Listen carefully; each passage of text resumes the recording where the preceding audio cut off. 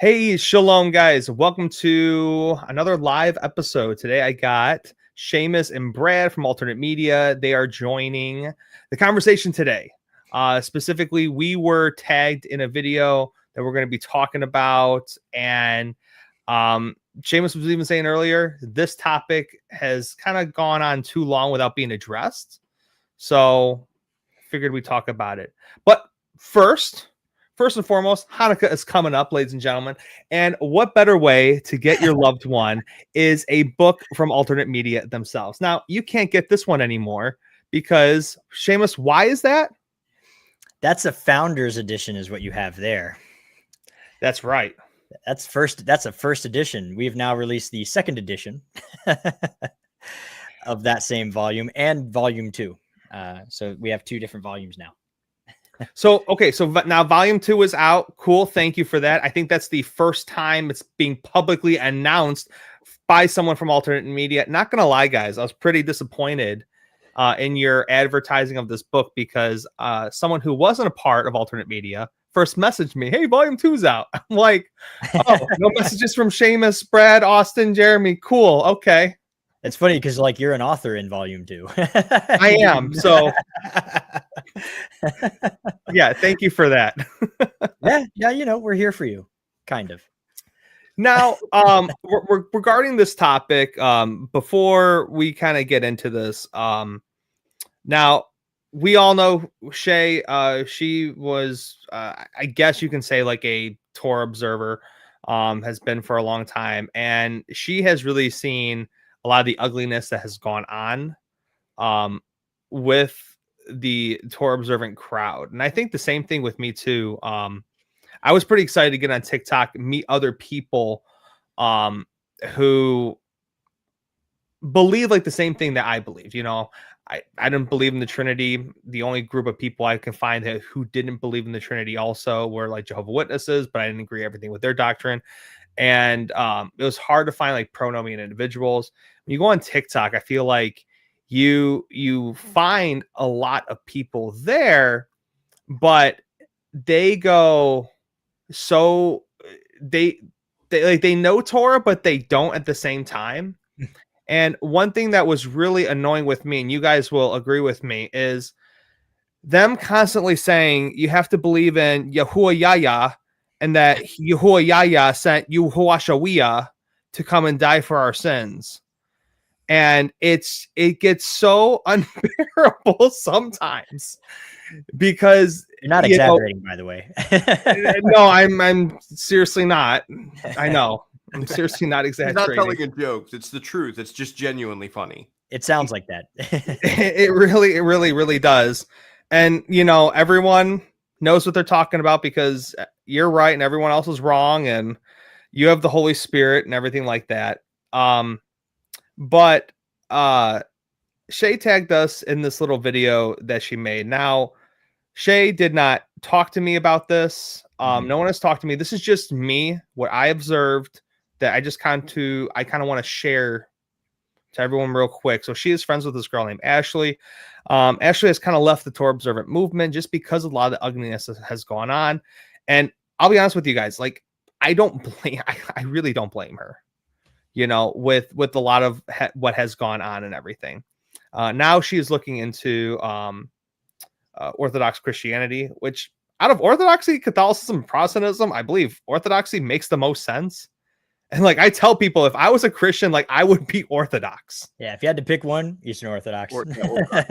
Oh yeah, EO for sure. You know, so I think with Shay kind of stepping back and watching everything that happened to Ashley, she made this post, and it was actually funny because Brad, before you came on, like Seamus asked, or you might have been here, like Seamus even asked me, like, what did you think of the post? I'm like, there was just like a 1. I kind of, you know, we'll talk about it. Yeah, we'll. It was famous because Seamus said the same thing. Yeah. So before we look at this, is there anything that you guys kind of wanted to say? Your thoughts or about this? Basically, this Torah terrorism that a lot of people do, or this zealousness, if you want to say. Brad, you want to go first? Yeah, in my experience, the people are walking away are some of the same people who, I'm not trying to be harsh, but they were slightly terroristic themselves.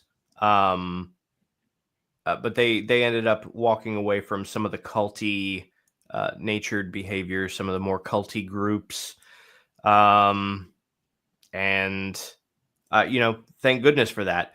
Um, but I don't think it really can be discounted that they, in some part, did contribute to this. Some a little bit of this fire was fed by their fuel. I I can agree in some sense, and that depends on who you're talking about as far as the people leaving. There are some who are leaving though that were not that way. They were basically just ran out because of where they were in their journey, and Yeah, it wasn't the most observant, and because they weren't to this super high standard that a particular ministry, uh, one in particular that comes to mind that I think most people are thinking of when they make these Torah terrorist posts. This is not the only one. This is the first one. And I don't know if Shay realizes this, but she started a trend. And now a lot of these people are like coming out of the closet, if you will, saying Yeah. certain things that they always felt afraid to say because of the Torah terrorists. My first initial reaction to that actually is this. It's two things.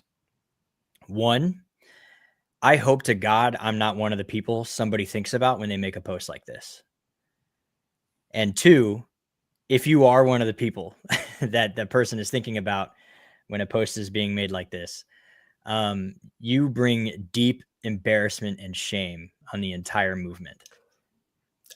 one more thing to say, and this is because I've been having this conversation, or at least what I would say are the beginnings of this conversation for a few years now.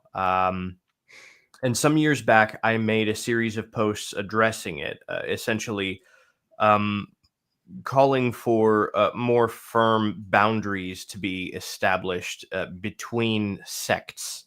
Hmm. Because essentially, what I noticed is that some of these Torah terrorists were riding the coattails of more legitimate teachers by claiming to be the same thing, knowing full well they were not the same Yeah, thing. right. And I received a lot of backlash from some people who are now walking away because of Torah terrorists. So I don't want to say I told you so, but I mean the amount of opportunities that I've had on TikTok to say I told you so. I typically don't like to say it because I think that, especially in this case, I think those people in question, they already know at this point.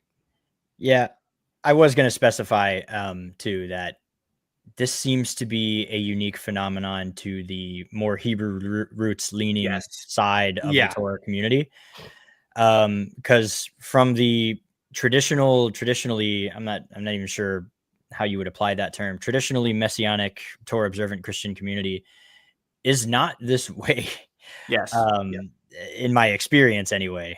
So for those of you that are, getting terrorized, come out of the Hebrew roots, come over here. We have cookies in the back. We're a lot more gentle. Your level of observance is where you are. We don't judge. Like, So let me say two things real quick on that too. And while you guys were saying like the cult, like I remember even hearing, and again, I never went to this place. I don't know if it was called Vineyard, Parable of the Vineyard, Parable of the Vineyard. Yeah. Parable of the Vineyard. Like I've heard that is one of the culty places to where I guess there was a big thing. I've heard this from many people, so I'm trying not to just slander on Right. purpose, or it's just The video is on YouTube. I mean, anybody can go look for it. but something about like a woman, like the community felt like the husband wasn't okay. Oh, you know what I'm talking about. I know exactly what you're talking about. I've watched two videos outlining it, and then a handful of other videos from insiders who were there for it, Okay, or at least part of it. because I wasn't trying to commit like a Lashon Hara, but something along the lines of a married couple were basically they're trying to split them up, and one of the leaders was going to take on a second wife of That part that part in particular I'm not familiar with, but oh, that's what I thought you were there are other. I don't want to go into details, but there were other very right. concerning matters that caused that group to go through a bit of a split, and kind of again, it's a live video on YouTube. The essentially the community has a big board meeting on how to deal with the particular issue that they're dealing with, and the amount of people who have who stood up to say that they came to that community from another community where the same thing had happened was actually staggering. And then the second part about it is the amount of people who stood up to prop up the leadership and defend the leadership in spite of their failure was also staggering. And that's textbook of a cult. Right. It's a very like worship mentality where like the leader clearly screws up, but because they come forward and like, I'm sorry, you know, the South Park, sorry. And then everybody in the congregation is like, we failed him by not helping him because he's carrying the burden. And it's like, okay, no, you're a cult. No, right. And I mean, yeah. And the second thing I wanted to make mention to real quick is like Seamus was just saying, like, guys, like come out of Hebrew roots. And guys, listen, I get it. The church has hurt you. You don't agree everything with the church, but that doesn't mean that you have to literally go into this trend of, you know, calling God's name this fake Hebrew stuff. And if you say the name Jesus, you are now worshiping a false god. And it's be a little more educated. And I would suggest, you know, looking into Orthodox like Judaism. Like that is one of the most attractive things to me. And I'll be honest with you. With me, I prefer Orthodox Judaism over Christianity because you can still disagree with on a point, but you're still a brother. You're still a Jew. We can still have a unity together. Like, 2 days ago, Brad was literally on my channel, and I just said, "Hey, I disagree with Brad on this. I disagree with Matthew on this, and Brad and Matthew disagree on their idea of the Sabbath. Yet we can all have a normal conversation." And I hope a lot of people watched that and kind of took some notes on you can disagree with someone and not think that they're a POS, and you can still they can sit at your table and you can enjoy a fellowship with them. And I think that's the most attractive thing about Judaism, because you can still disagree. Shoot, the rabbis disagree in the freaking Talmud, but they're still in unity with each other. But with Christianity, it's like you disagree on one of these things, you're going to be pushed out into one of the other things, and if you disagree too much, they'll kick you out altogether. It gets a little wishy-washy, it seems like. In Judaism, it's like, are you even really friends if you haven't argued at least like, you know, 5 times a year? Yeah. Well, daily actually. Right. The point Right. of a chavrusa is to have someone against you every day that you study. Yeah, so now it's more prevalent. This sort of, in my experience, in Sephardi Judaism generally, this differences in observance and opinions is far more acceptable than in most more Ashkenazi circles, where they tend to put more labels on things. It's more of just a European characteristic, I think. Europeans love to label and exact things and things like that. But yeah, generally speaking, Judaism has 3 main sects, and for lack of a better word, and you know, that's better than Christianity's 45,000 by a long shot. But yeah, so as we get into the slides, though, one thing that, you know, as not to give too much away, but I noticed that, you know, some of these things to me were benign. Most of them were benign. And there's really only like one slightly problematic one that but even then, like, when we'll get to it, but the fact that I guess I didn't realize just how terrorizing, for lack of a better word, the Hebrew roots movement is on people's mentality. Because if you feel like these things you can't say, again, we're gonna talk about it because Yeah. it's like you do need to come over here because man, I got news for you. It's freeing on this side of the aisle. Let me tell you. Right. So yeah. Yeah. So we can go ahead, jump in. Now, this I try to save it in chronological order. I don't know why. I thought I saved it in order, but then like my computer shuffled everything around. I So don't the think it slides matters just don't what order. yeah, it doesn't, but yeah. So let's go into this first one. Says that I saw Wicked in the theaters, in both of them, part 1 and 2, and I loved it. I don't support witchcraft. I'm just a theater kid. That's perfectly reasonable. I love Harry Potter so Right. much. Right. Well, now what's hard with this is because I know people will say like Harry Potter's bad, Wicked's bad, but Star Wars is okay. But then it's Narnia. like Narnia is okay. Or Narnia is okay. Where do we draw this line then? Of because you know what, Narnia is a better example because Narnia there is witchcraft in there. You can draw more of a. Actually, there was a video where a guy drew the comparisons of Narnia to Harry Potter. That like the 4 kings and queens were like the founders of like Hogwarts or whatever, and he drew that comparison. But like, yeah, like where do we draw this line? Don't practice witchcraft. Right. Some of it. Here's the line. I'm going to give you the black and white, this side or the other. Once it becomes corn, no good. That's the line.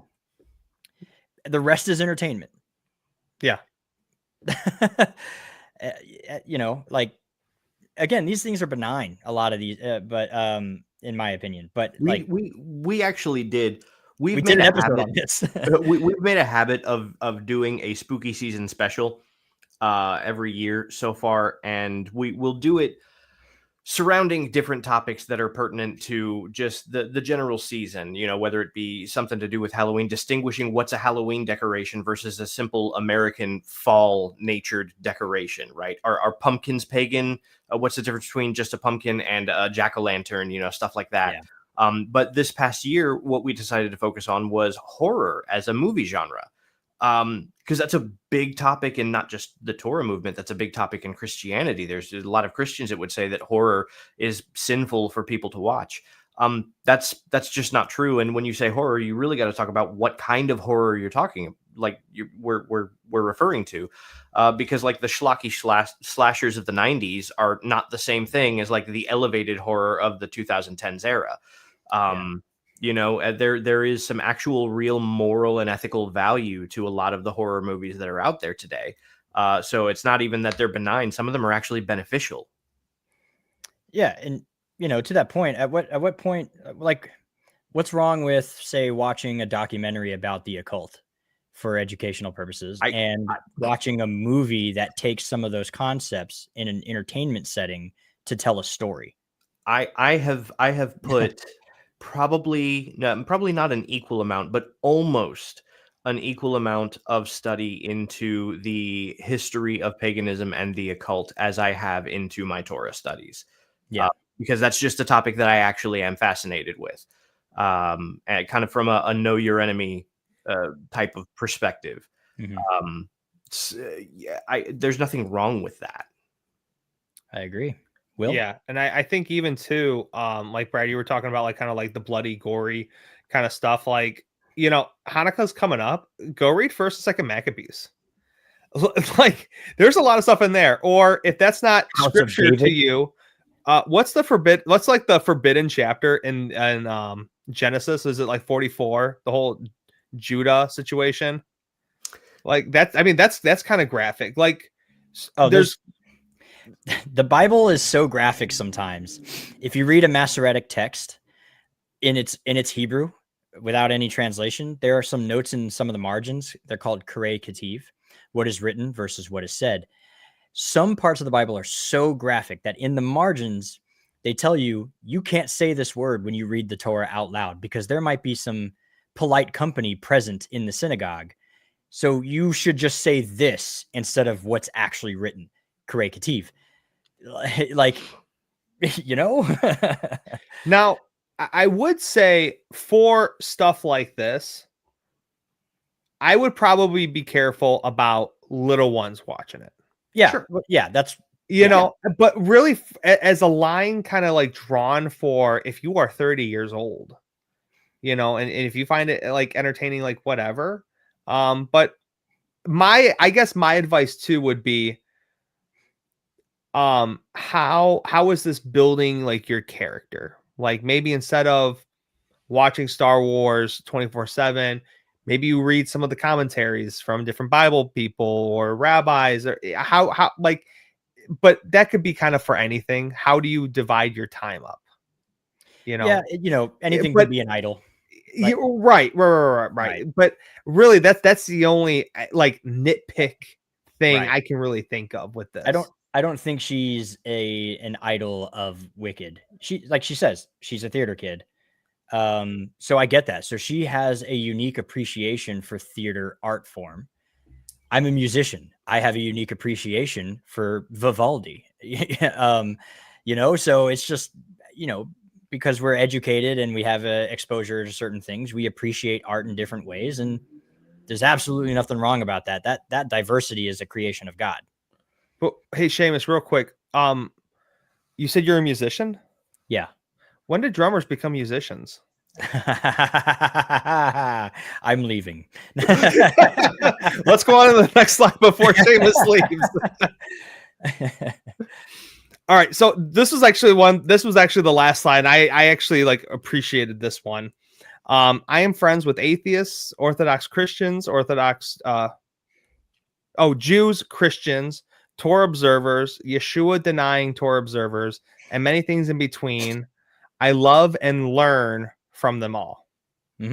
Like, I thought that was a beautiful statement. Yeah, you should never be afraid to say this. This is awesome.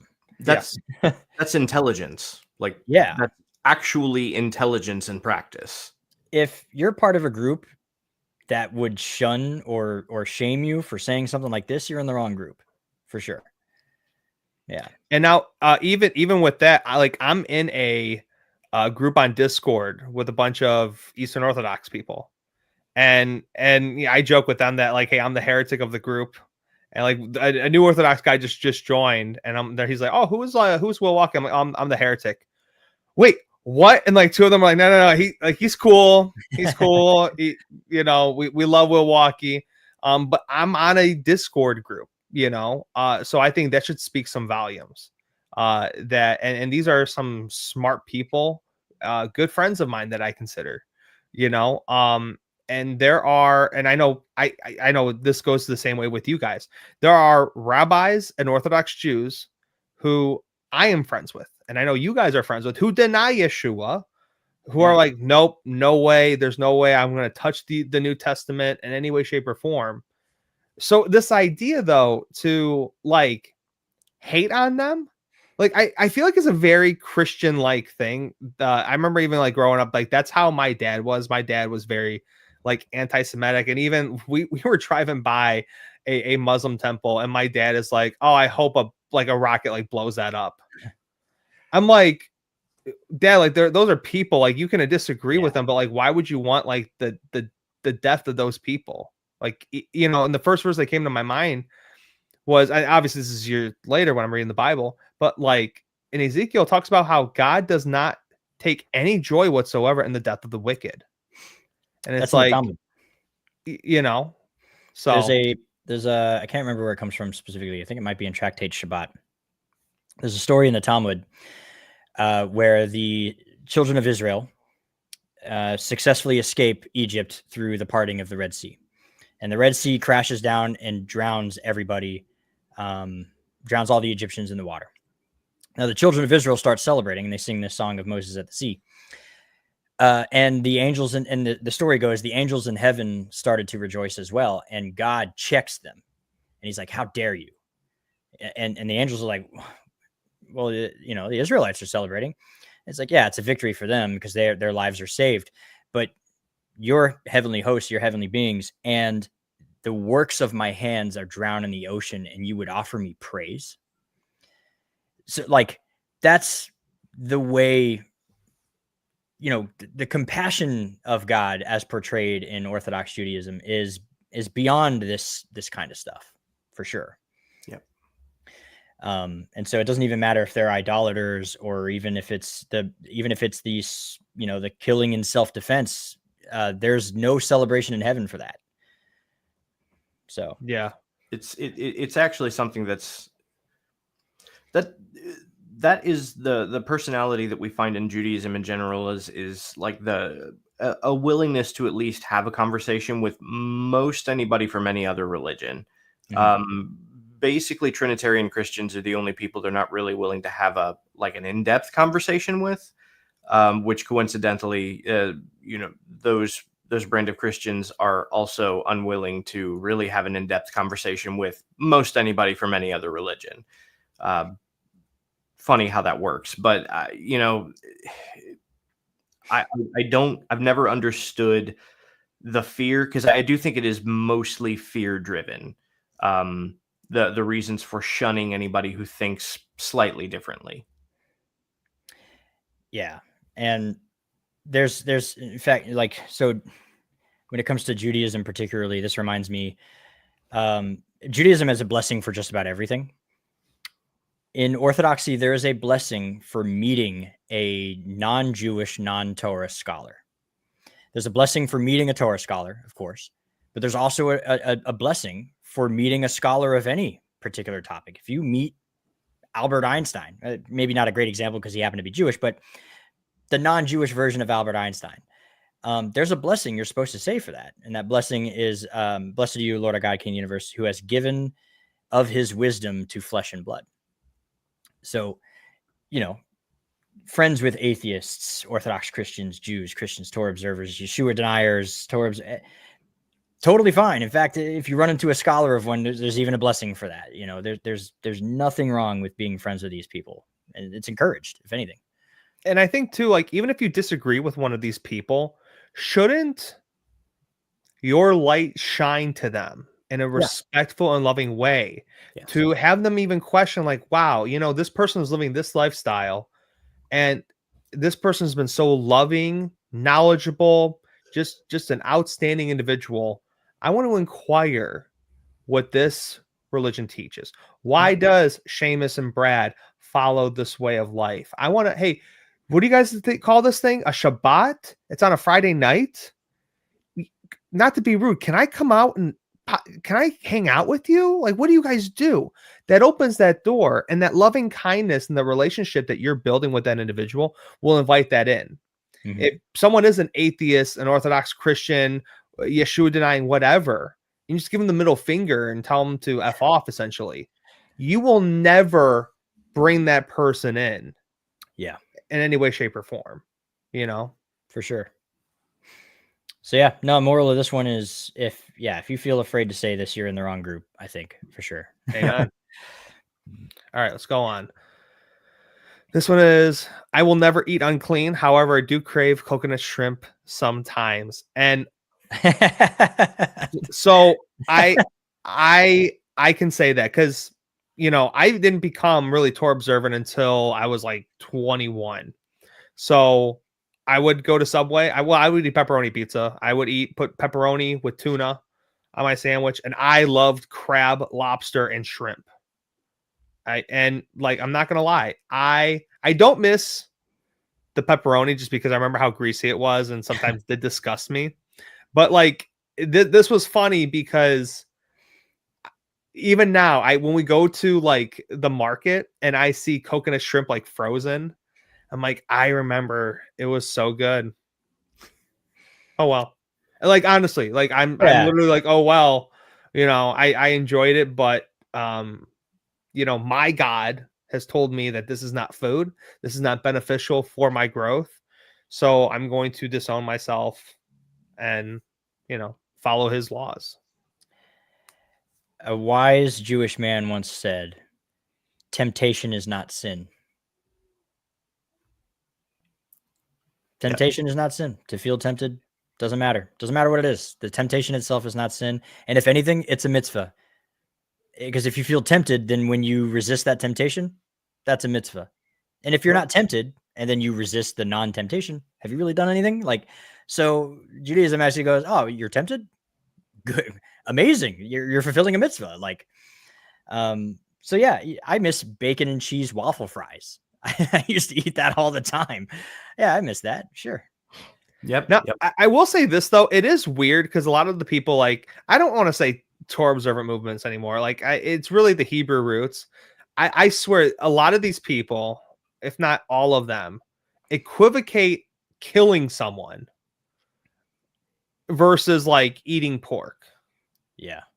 Like those are on, even the Torah brings that up. Like if I kill someone, eye for an eye, tooth for a tooth, like I should, I'm going to go up in front of the Sanhedrin. Most likely I'm going to be killed. If I eat something unclean, I'm going to be unclean for the day, have to wait until the next day. Like there's different punishments and just different justifications for like that law. Like if my wife was, I don't know, magically in danger, they said we either kill her and you don't eat pork, or you eat pork and we save her life. I'm going to eat the pork. Because Shane was kind of like what you were talking about was like the greater mitzvah right here.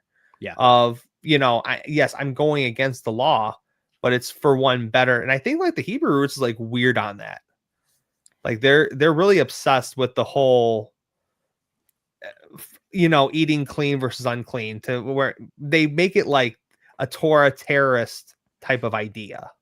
It's that missing the forest for the trees. One of the most popular analogies of something very similar to this is, obviously the Bible says that lying is a sin.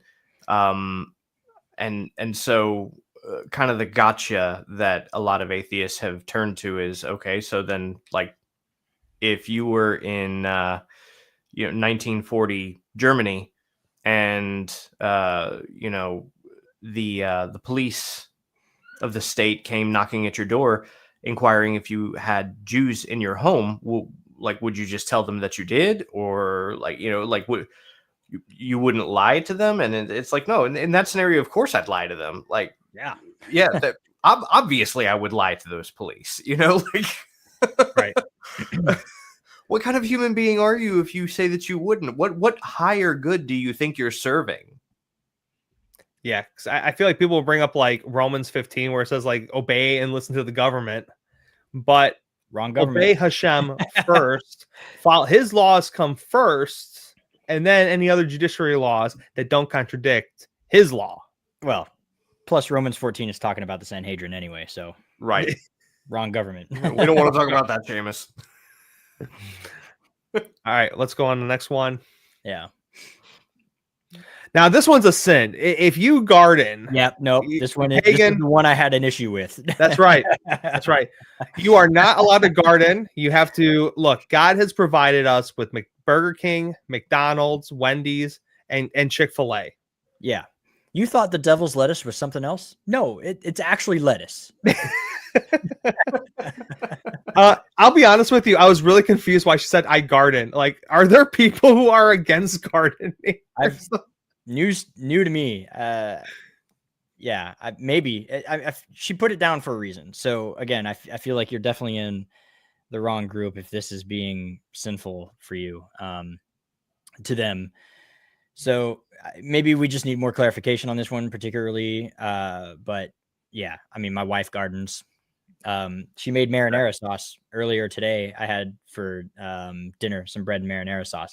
Tomatoes were grown, basil was grown. So, and Tanya's actually she's already said, I wish she would. I don't think those are the herbs she's talking about, Seamus. Really? Devil's lettuce? No. That's why I said maybe I need clarification. Maybe I'm misreading this. No, she might just be saying like some of the activities that like she does, not necessarily. Maybe that's how I initially took this. Yeah, was and Seamus, no, interesting too. Like my wife Tanya, she has tomatoes, basil. She has grown potatoes and carrots, and I will say this: ever since kind of like joining this walk, we've been more anti like medicine and kind of just on natural stuff. And my kids have been sick, and what we do is we take an onion, chop it up, and we pour it with honey, let it ferment for about a week, And we give that to the kids as soon as they start, or even if they feel a little bit sick, and it works. Some people have used onion, some people have used garlic. But again, it goes back to Hashem has given us everything on this earth for our benefit. To obviously, I was joking. We don't have to go to McDonald's and all these other places. Like we can grow our own natural food. Non-kosher restaurants anyway. Right. And we can use that for our benefit to make us healthy individuals. He has given us. So, well, if it's a different kind of gardening,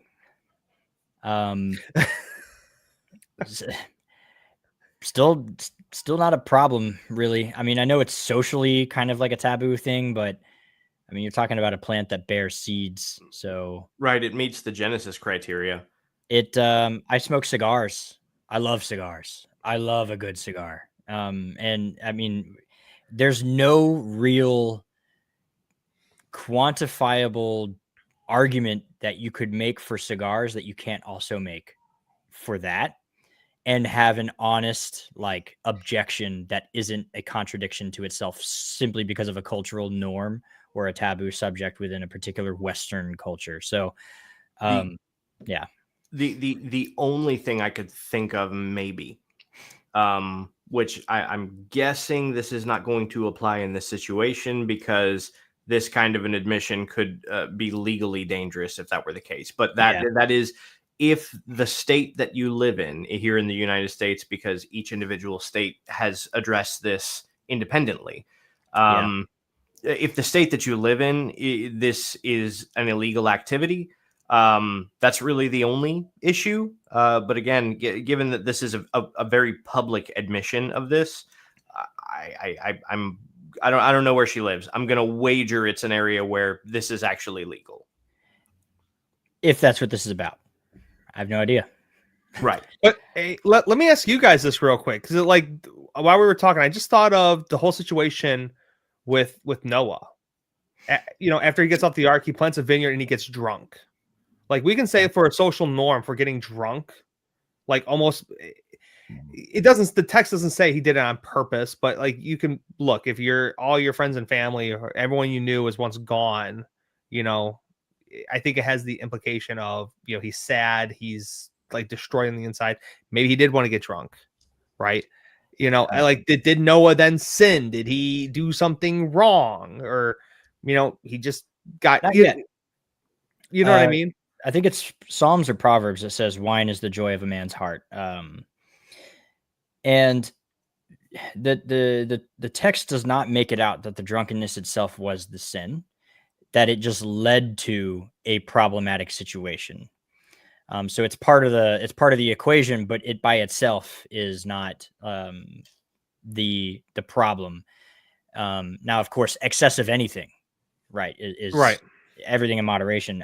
But yeah, even in Orthodoxy and Judaism, the tradition is to get basically almost blackout drunk once a year on Purim.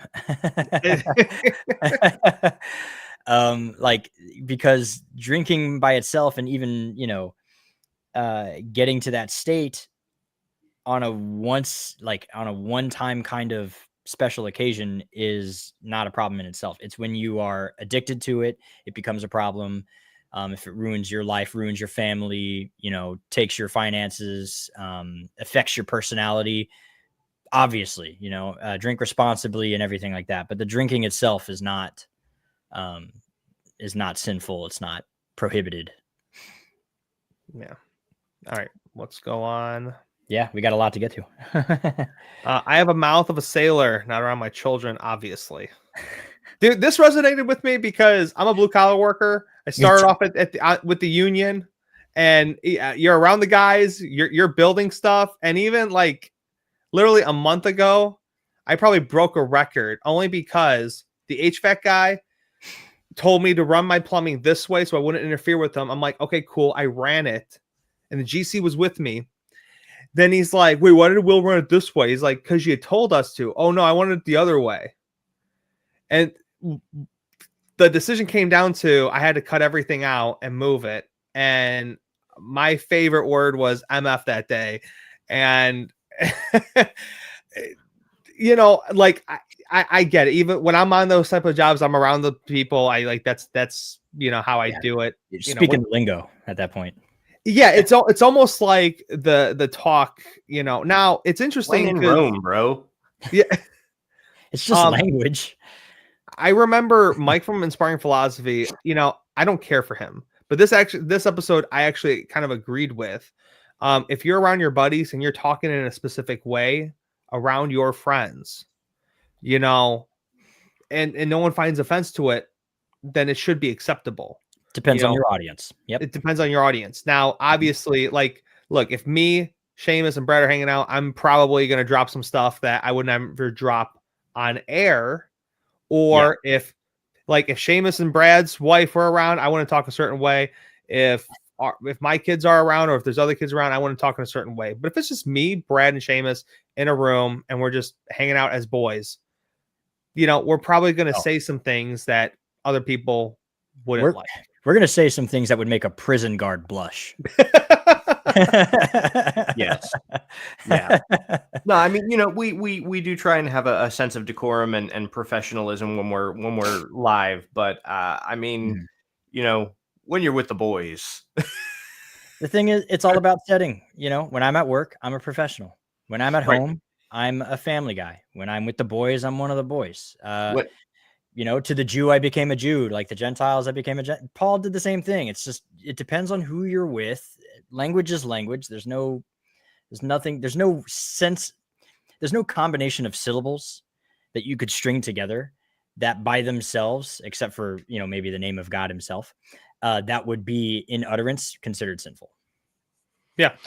For me personally also, and I remember having this conversation with my wife, I think when we were dating or like shortly after we were married, I'd actually told her, I was like, you know, like if given the choice between somebody who's going to purposefully use language that skirts around what they actually mean, and somebody who cusses like a sailor, like I'm gonna choose the dude who cusses like a sailor because he's the one who's being honest with me. Yeah. Like if you purposefully go out of your way not to use profanity, I actually don't trust you. And the Marine Corps did a study about that. That's why Donald Trump's my favorite president. You know that. So fun thing about the Marines, though, they did a study a long time ago. This is actually like during Vietnam. The study concluded basically this: when Marines curse and talk to each other in cussing, there's no sense of urgency. So there's a cultural thing at work. And so one of the things they noticed is that when people like run into a tent and they start yelling curses at stuff, no one really takes them seriously. But the second a person came in and he didn't utter a single curse word, but there's alarm in his voice, everyone immediately knows they're under attack.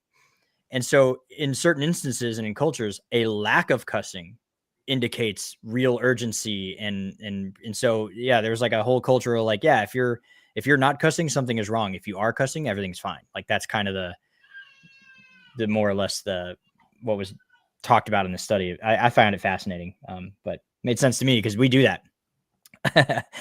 But yeah, I think that one, you know, I think that one is pretty cut and dry.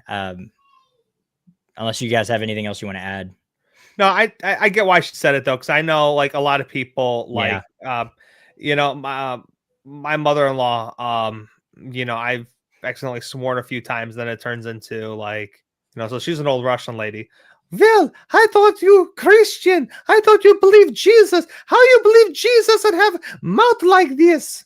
You know, so it's, you know, I get it. You should have heard Jesus speak. The man said some stuff. Now, this one was interesting. So we rarely wear our tzitzits. We have them, and I will always keep them. I teach my children what they are and what they symbolize. And I still put them on occasionally, but we do not wear them every day. Okay, they're going to hell. Straight to hell. The command, and me and Seamus have talked about this. The command is to wear tzitzit on your four-cornered garment. There is no obligation to wear a four-cornered garment all the time. Right. Yeah. if you're not wearing a four-corner garment, you're not Don't worry about it. obligated to wear any seats. So, like right now, I'm not wearing any seat because I don't have my seat shirt on today. Me So either, because I I'm don't in wear my mine every PJs. single day either. I got to wash them sometimes. I only have like 5 of them. They can be expensive too. And I can't wear them at my job anyway. Like, those things are expensive and they're nice. It's a nice garment. And I work in Yeah. a blue collar field where I get dirty. I'm not going to wear those. That's actually one thing I like about Judaism, because now if you're like a Hebrew roots, when you read this, you really don't get it and you just throw it on your belt loops. Yeah. But in Judaism, like it breaks it down. You have your Talika Dol, which is Mhm. like everyone's used to basically seeing the big tully. the peat that goes over, that you'll see a lot of like the rabbis wearing, everything like that. And then you have the Talikatan, which is like the little shirt kind of thing that goes over. And I've actually tried to wear that, but like I'm with Brad. Like, I'm in the trades too. Like literally, well, I made my video, but I was back in that crawl space. I'm replacing Yeah. the entire drain line of a house, and I'm crawling. Like it's going to slide out of my overalls, and if it rips, I'm gonna be like devastated. Yeah. So when I work, I just don't wear it anymore. And the whole point of it is to remember the commands. And I always, for Christians, for me to kind of like dumb it down for Christians, it's equivalent to your "What would Jesus do" bracelets. But yeah, no, Brandon Seamus, I mean, you guys are right. When you're reading it, it talks about the garment that you're wearing. We just have it in the Mishnah where it explains it in detail on what it exactly means. And that's, again, one of the things I appreciate about Orthodox Judaism. You have a Mishnah that goes into detail on what the Torah says, that it doesn't specify. And, all these different Hebrew roots, movements, and stuff like that, they add their own interpretations in there. And that's why there's so many weird different ones. Yeah. And even within Orthodoxy, not everyone always every day wears their seats. I mean, there are some that do, who will wear it come hell or high water, crawl under a house with them on. Like there are some who don't care. They will wear it every single day. But there's like no one's going to look at you weird for not wearing it if you walk into shul. It's just like you either have them or you don't. Like, who cares? If you got them, cool. If you don't, cool. Yeah, so this is not a big deal in Orthodoxy. And again, Orthodoxy cares more about whether you're wearing them correctly. So yes, Orthodoxy will have a problem if they see them on your belt loops. They'll be like, you're not really doing anything. Like, they're not going to yell at you, but they're going to be like, hey, that's like not really doing anything. But if you're not wearing them, they're not going to care. If you're not doing it right, don't do it at all. Yeah, that's kind of their philosophy. But even then, they're not usually going to be rude about it. They'll usually approach you kind of graciously, unless you're belligerent back. They're not going to be that way with you. At least at every synagogue I've ever been to, we've had, I've seen new people come in with different, seat styles or something. And if it's like, we had a guy come in, he took his poncho liner from the Marine Corps and he put seats on the corners and he used that for his talit. And at first I was like, can you do that? And everybody was like, that's so cool. I was like, I guess it's okay, yeah. So, because I'm trying to remember. I know in the Mishnah, like it just really specified the garment with like 4 corners, and it has to have the 4 corners. That's what it really just specified. Yeah, it tells you like if it's a garment that has a hole in the middle for the head, and it's sewn together on the sides, the actual cut going down to the corners has to be most of the garment for it to be considered a corner. Otherwise, it's just a cut in one of the edges. And so like a small cut on the side doesn't count as a corner. It's just going into parameters as what counts as a legitimate corner of a garment. And that is to say, it has to be like most of the garment is the edge that leads to a corner, stuff like that. But outside of that, yeah, if you don't have a 4-corner garment, then you don't have to have seats on. Right. All right. All right. So real quick. So all seriousness for a second. This is the one Seamus and I we were talking about earlier, and I think Brad would agree with us too. This is probably the one we're gonna talk about a little more than the other one. So it says, "My sons were not circumcised. Once they choose to become in covenant with God as men and their hearts become circumcised, I pray they seek out the physical side of that commandment." This one, Tashay, love you, but this is the one that like I had like the most problem with out of the slides. Yeah, and even then, I wouldn't say like Shay. I don't want you to feel like we're shaming you for this.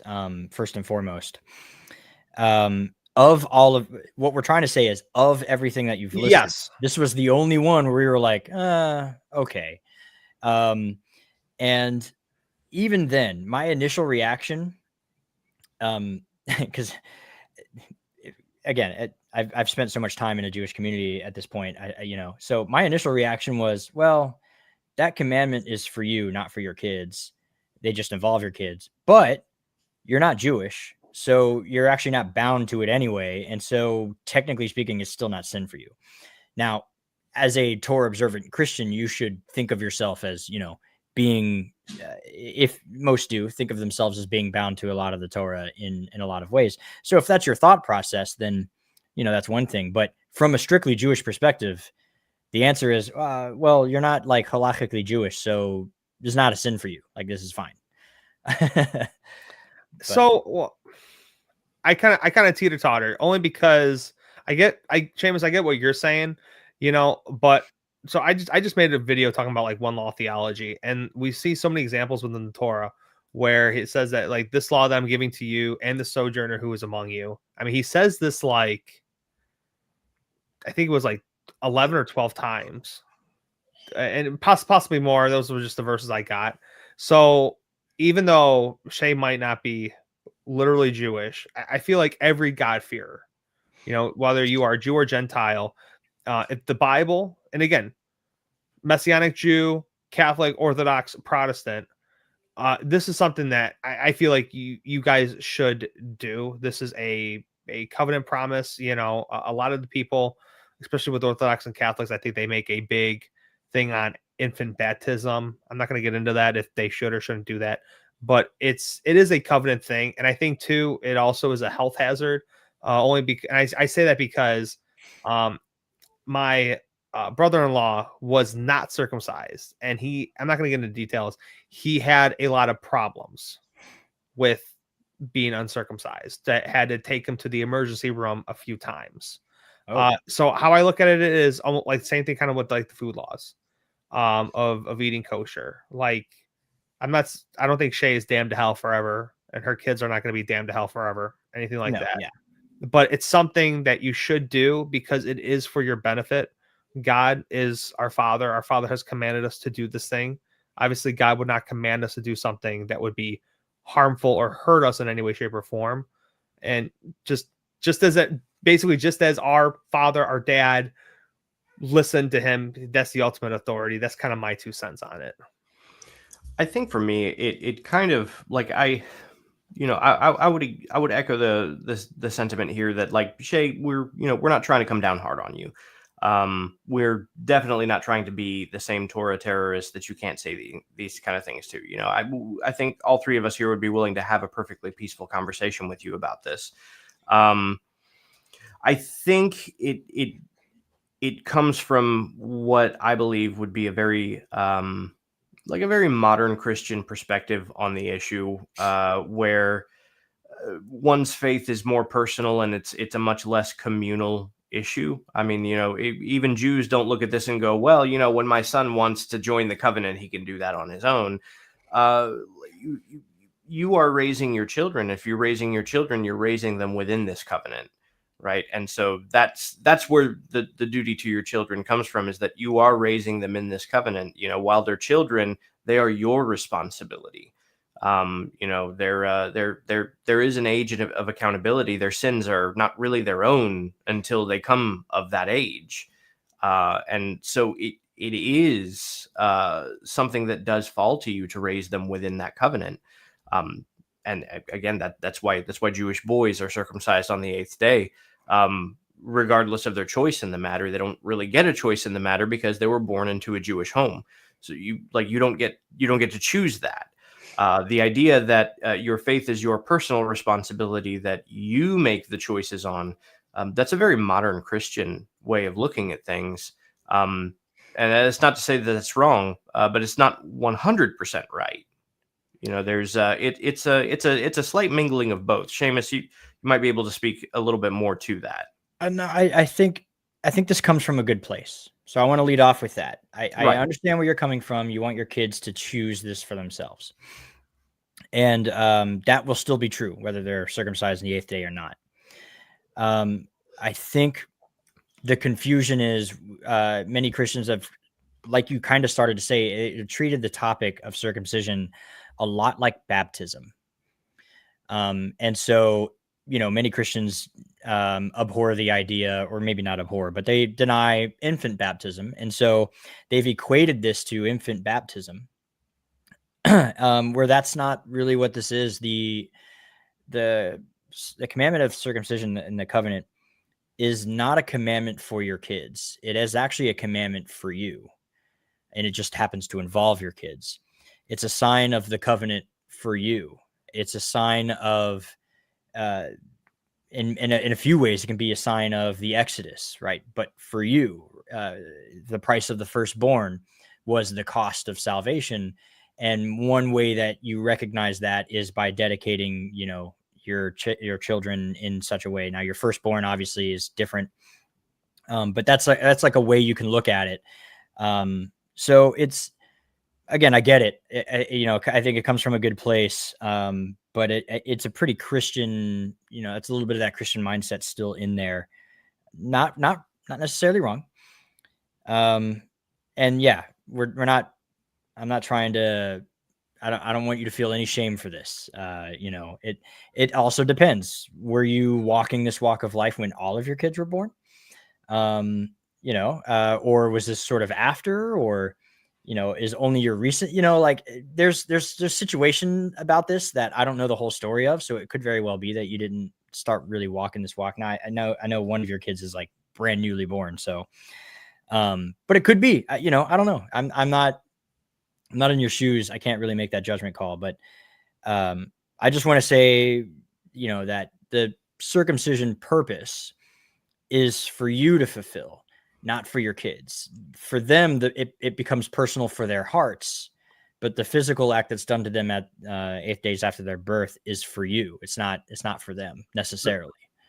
Let me just add one technicality to what you said. Mm-hmm.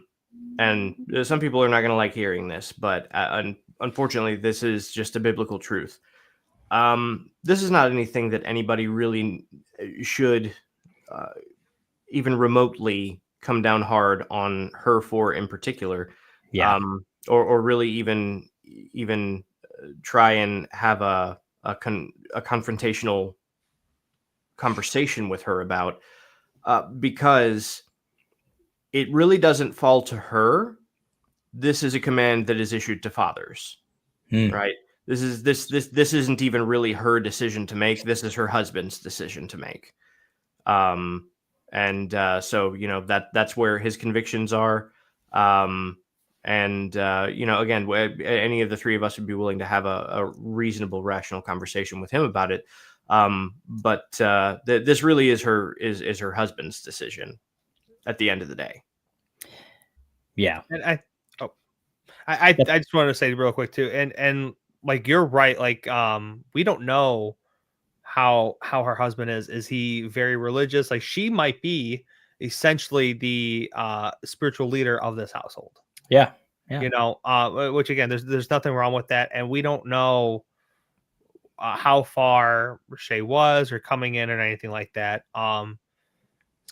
Again, I know she was excited because I messaged her and I said, "Hey, we're gonna go live tonight," and she was excited. So she's excited to hear our feedback. Yeah. I do think that she is going to expect like to get some feedback too. And like I've known her for years.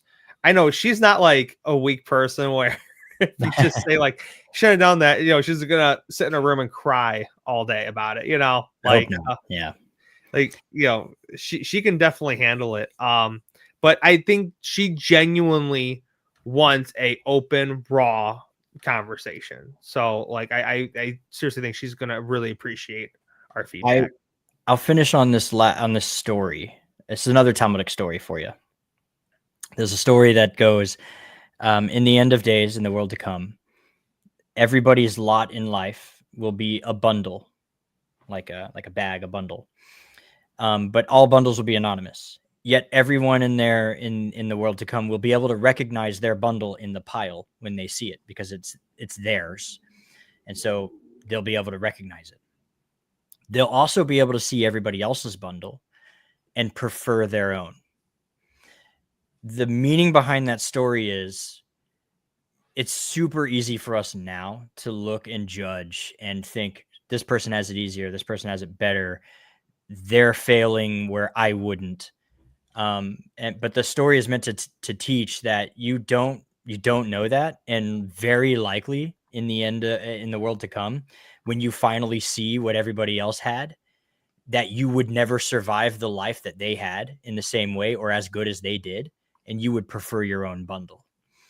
And so this does not come from a place of judgment from us. This is, some constructive criticism.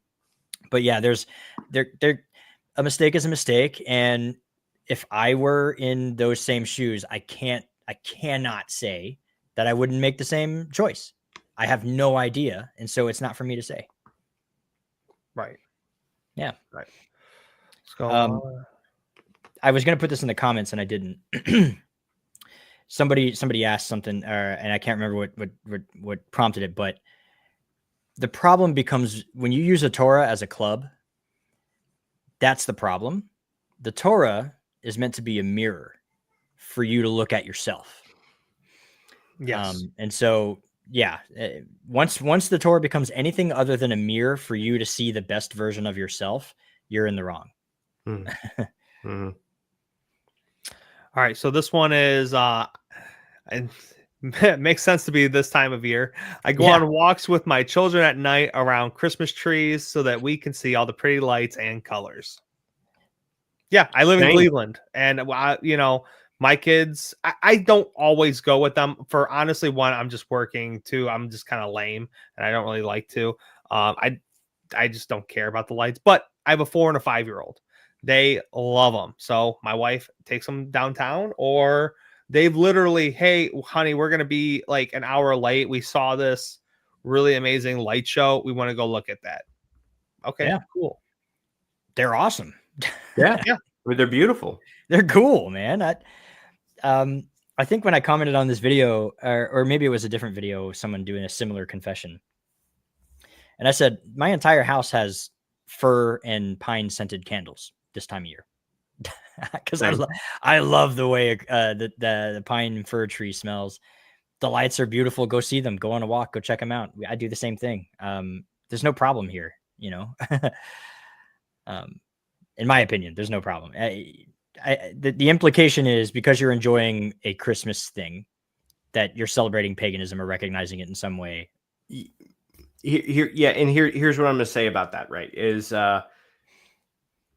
the Norse pagans worshipped a god named Thor, right? The god of thunder. Lightning was a big part of his reverence and the sign that he was near, so to speak. And in Judaism, there's actually a bracha that you say for if you witness lightning, like to appreciate something of that beauty and magnitude is not sinful. I mean, it's not like your house is decked out in Christmas lights, but I mean, the Christmas lights are pretty. That's just just an objective reality. They're pretty to look at. And kids love that stuff, man. Right. So, yeah. and just because like we're on the Christmas subject, I don't care what anybody says, and any Torah observer can get pissed off at me. I don't care. Every year I watch Christmas Vacation. I think that is the funniest Christmas movie of all time. Because look, I don't do all the customs. I don't bring a tree in my house. I don't do it. But watching the Griswold family do it, like they go in the middle of the woods and cut a tree down. I think it's like the most ridiculous thing. But it's like hilarious watching them do it, and they get the pine stuff stuck, and they're like trying to read a magazine. It's getting stuck. The squirrel that runs now is the cat. Shoots the electrical wires and shocks itself. Like, it's so funny. So yeah, you can enjoy like those types of things, you know. Right. I watch Die Hard every time this season. It's not a Christmas movie though. It's a Bruce Willis movie, but it is a Christmas movie. No, even within Orthodoxy, there's a funny video that went around on TikTok of a rabbi, and he jokingly said, "I almost lost my rabbinic certification because my child went around telling everybody we celebrate half Halloween." And it turns out what the kid was telling everyone was, we only give candy, we don't take candy. But I think that beautifully illustrates like the Orthodox position, right? The leniency within, like, you don't have to lock your door, tape it off, turn your light out, shun everybody away. We don't celebrate Halloween. Don't come anywhere near here. Even the Jews who abstain from paganism in every way and shape and form, they have no problem with giving candy out to kids who come to their door. That's not them. They don't consider that celebrating or recognizing Halloween. That's just them being a good person. And so there's equally nothing wrong with going out and enjoying the light shows. Some of those houses, man, they hook that stuff up with music, and it's like really well put together. I mean, it's impressive. It's cool. There's nothing wrong with that. Well, hey, let me ask you guys. Have you ever seen Trans-Siberian Orchestra? Yeah. Are we now pagans? Are we damned to hell because we go to a cool rock concert and look, yeah, they sing, you know. Christmas music is low-key fire, actually. Yeah, for real. For real. Look, that skillet version of O Come, O Come Emmanuel was just fire. Just one of my favorite, Hark the Herald. I actually like that song. I don't care what anyone says. Musically, I like that song. Yeah. All right. Now this is the last one that she's got. So, speaking of music, my favorite bands are System of a Down and Falling in Reverse. So, I'm going to judge you hard for that last one. System of a Down is like great, but like, I'm not a fan of Ron. That's where you draw the line. So I was going to ask you guys, I don't think I've ever heard of Falling in Reverse. That's okay. Have you heard of Escape the Fate? That's okay. Brad, what'd you say? Have you heard of Escape the Fate? Yes. Okay, so Escape the Fate's like original singer is the same singer for Falling in Reverse. Falling in Reverse is basically like Timu Escape the Fate. Like Velvet Revolver is to Guns N' Roses? Like but doesn't suck? Like Alter Bridge is to Creed. Dude, wow. No, I like Creed. I know Creed is fire though. Like A Perfect Circle is to Tool. Okay. Like Sage the Gemini is to System of a Down. I would say like Stone Sour is to Slipknot, but both of those bands actually rock. So now, so when she said System of a Down, that actually made me remember. So I back in high school, I got the album. I think it was Texas City, and what song is it? The like part of the chorus is like where angels deserve to die. Chop Suey. It is Chop Suey. Okay. Yeah. Like I remember that was playing. My mom came in. She's like, "Do you turn that off? Angels aren't supposed to die." And like, I'm like, "Mom, I'm just like, I don't even listen to the lyrics. I'm just jamming out to it." It's all political. Like every song that they write has to do with like the politics in Armenia. Mm-hmm. They're a political band. It's even funny with System of a Down, because I think the lead singer, I'm trying to remember the story now. He was in like a library, And one of the guys told him to grab a random book, and he grabbed the Bible, and he said, "Open up to a page," and he recorded that lyric. Fall into your hands, I command my spirit. Fall into my That's hands. a true story. You know. So yeah, it's all random, but I feel like you like the sound, you know, the energy it builds to you. You know, sometimes if I'm driving or if I'm listening by myself. Like my favorite rap album of all time is Tech Nine's Ever Ready. Like I'll listen to rock. Sometimes I will put on like rap, but most of the times I am like 90s rock. You know, I have to like switch it up sometimes. Like some of that alternative, even to the 80s stuff. Look, the reality is that a lot of modern rock, especially starting in the 90s, the 80s and 70s not so much, but beginning in the 90s and moving forward, it's so much more sincere and profound than actually most of the Christian music that's out there. To stick with System of a Down here, you know, one of the most profound lyrics in one of their songs is from their song Aerials, and the line is, "Life is a waterfall. We drink from the river, then we turn around and put up our walls."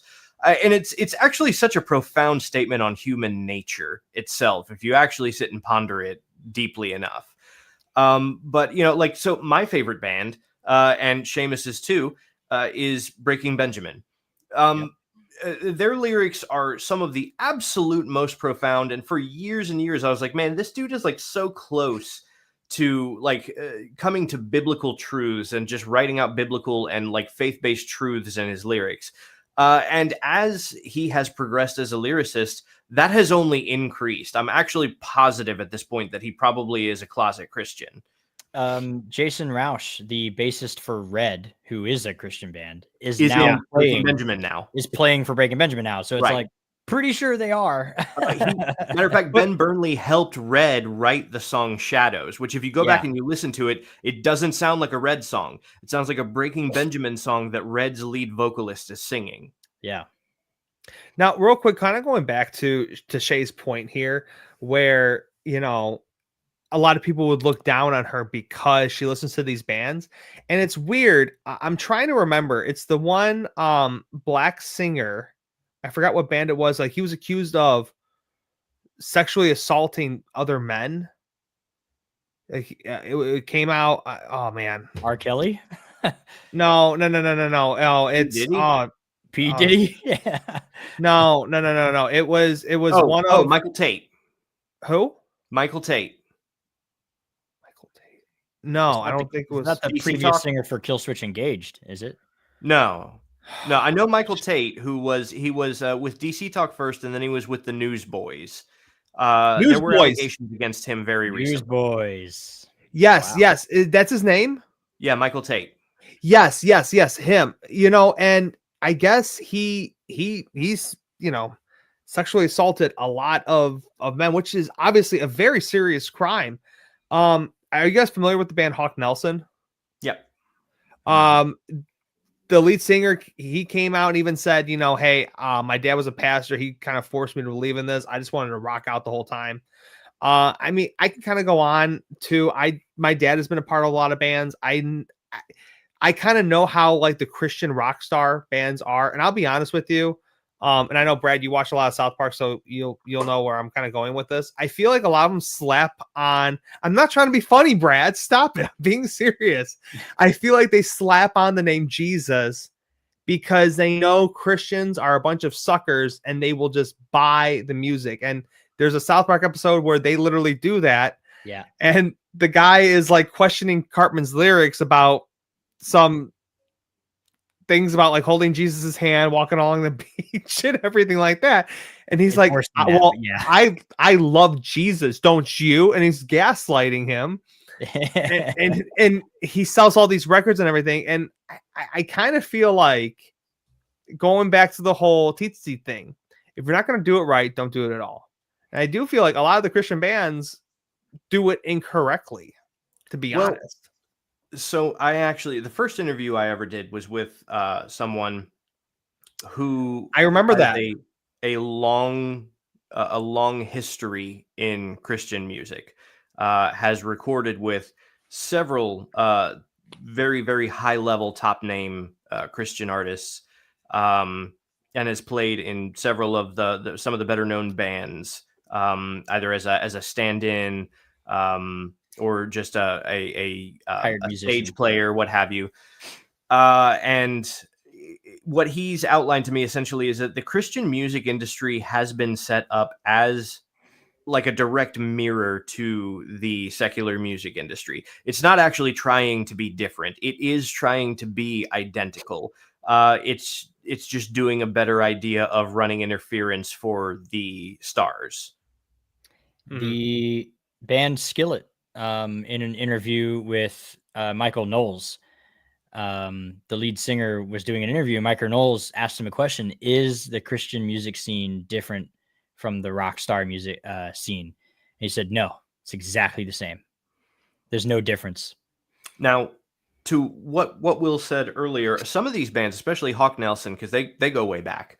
There was a time, Seamus, you'll remember this, where, and Will, you might also, depending on what cliques you ran in, where Christian, first of all, there was a time where, believe it or not, like heavy metal music ruled the roost of the culture. Like every kid was a metalhead. And in that same time, as far as like heavy metal music went, Christian bands ruled the roost of metal music. Yeah. All of the best bands that even secular kids that had never set foot in a church, their favorite bands were all Christian bands. Yep. As Are They Dying, Convictions, August Burns Red. August Burns Red. August, yes. Oh, yeah. Yeah. So there was an era where, like, if you really wanted to make it as a metal band, you had to be a Christian band. And I think that in a large way contributed to exactly what you just said, Will, that South Park dynamic of, like, really kind of just putting on the facade so that you could make it. Yeah. Yeah. But to address the point of the slide, your favorite bands are System of a Down. For that, we can be friends. Falling in Reverse, we may have to talk to you about that one, but I can work with it. Yeah, I mean, but there's nothing wrong here. Even Judaism has talked about this, in fact, because they even talk about the question is this: is it okay to listen to music written by Christian artists in Judaism? And, Christians like Bach, Vivaldi, they wrote everything for churches. And the answer is, yeah, it's fine. It's beautiful music, and it's music for God in a lot of ways. But there are three different types of music. There's holy music, completely neutral music, and then disgusting music. And the disgusting music is the bad stuff you shouldn't listen to. That's all about sex, drugs, and money. But other music that's not about that stuff, it falls into the category of completely neutral, and it's totally fine. You're allowed to enjoy all of that in entertainment. It's fine. Yeah. Yeah. I still gotta look up who Falling in Reverse is, see if they're any good. If they suck, though. If you do look them up, please only look up their recent stuff. Their older stuff is terrible. Specifically, look up the song Zombified.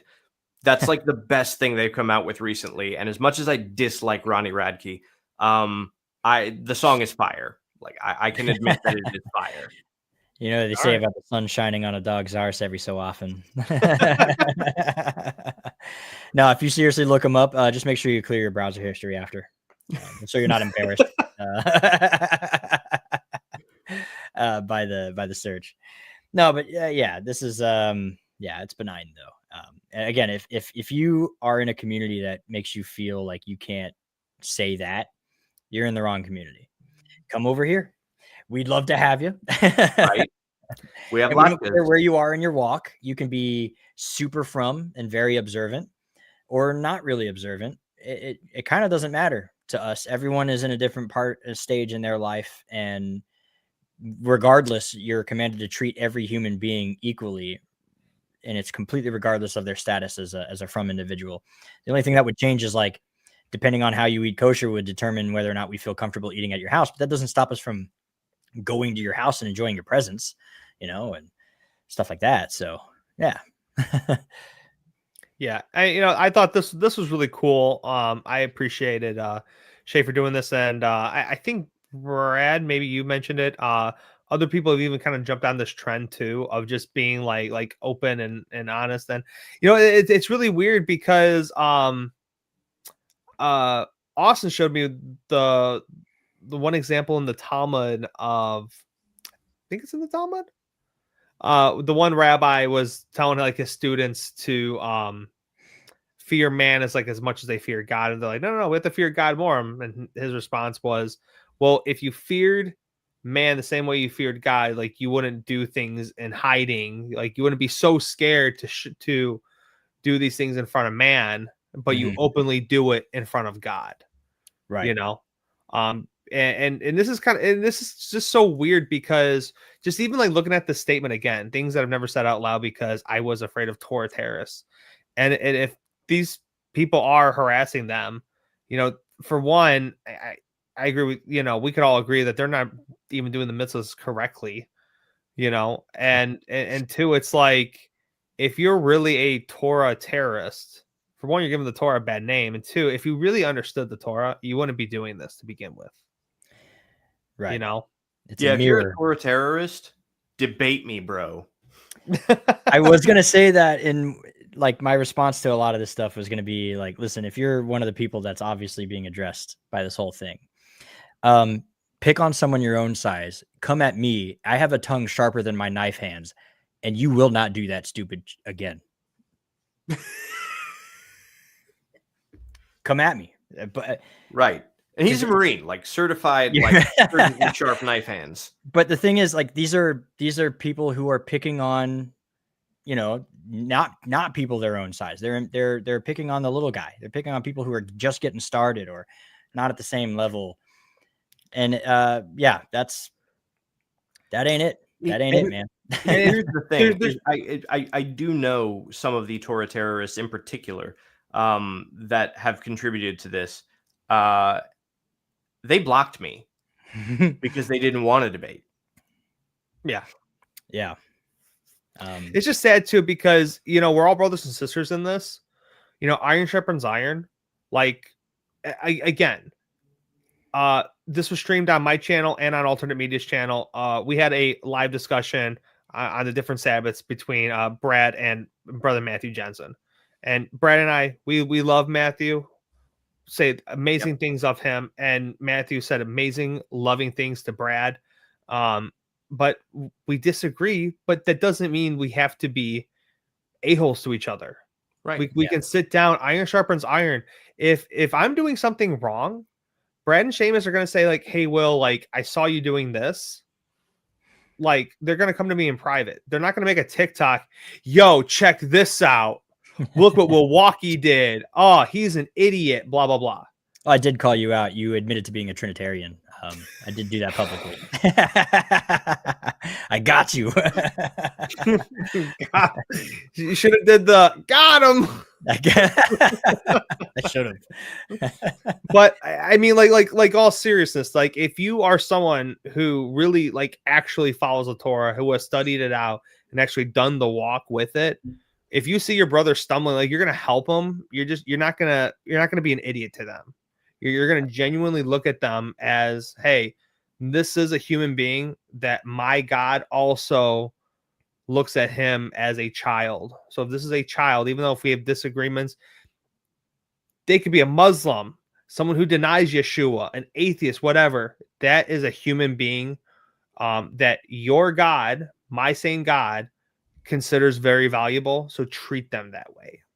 The Talmud says to treat every human being as though the world was created for that person. It's beautiful. And I like, honestly, like, I think I was definitely in the Hebrew roots. I shouldn't really even say that because Seamus is going to clip that and use it against me in a later ladies video. And gentlemen, we got him. We got him. But it was so hard for me to jump on just because of all the made up crap. What's his name? Lou White, saying the name Jesus is pagan, you're worshiping it, blah, blah, blah. Or if you say the name God, you are secretly worship, like all this weird stuff. So I never got into it, but I did feel so alone and by myself. And again, going into like a Jewish community with Jewish individuals, I thought was a beautiful calling. And I would encourage everyone, and again, it's a religion that you can disagree with, you could argue, but we're still loving, we're still brotherhood. Torah is our foundation. And, I would encourage people to look at that, because I know a lot of people are going into Catholicism and Orthodoxy, which is fine, but like there's another option out there too that I think gets overlooked by people. And I'll say this, from very stupid examples of what they say concerning the Talmud, which Seamus is actually doing a beautiful job right now. Seamus, you're having a Talmud series on the channel to really break down what the Talmud actually says, instead of just taking one verse that's not even translated properly and being, this is what the Jews believe in. Jesus is burning forever in poop and other stuff that I can't say on here, nor do I kind of want to talk about. It's my favorite example, because like I didn't even mention this in the video, but that's how you can tell someone knows basically nothing about Judaism, because Jews don't even believe in eternal punishment.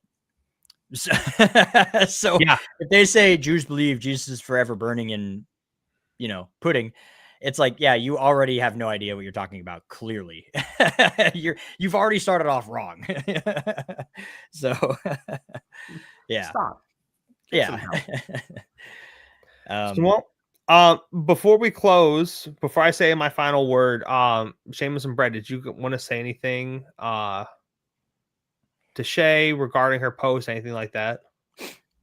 Shay, we love you, right? And we definitely don't want to see you walk away from Torah or from faith in general because of people who are treating you this way and have treated you this way. Don't lose faith in those who do observe Torah, because we aren't all that way, and some of us are willing to have an agreeable disagreement, and it's not all bad. I